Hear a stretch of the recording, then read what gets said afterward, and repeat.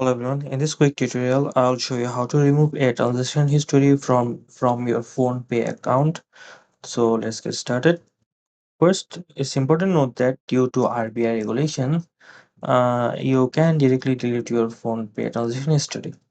But don't worry, there is still a way to request removal through PhonePe support. First, open the PhonePe app and log into your account. And next, go to the history section, which you'll find at the bottom of the screen. Now locate the specific transactions that you want to remove. Once you have found the transaction, tap on Contact Support, and this will open a chat window with PhonePe support. In the chat window, simply explain that you'd like to remove the transaction for privacy reasons. Be brief and polite without sharing any unnecessary details. After typing your request, hit submit, and the support team will typically respond within 24 hours.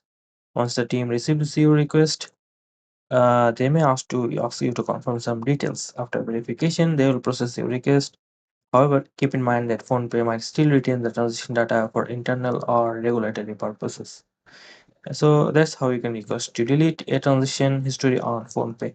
It's a simple process, but keep in mind that the deletion isn't guaranteed. Thanks for watching, and I'll see you in the next video.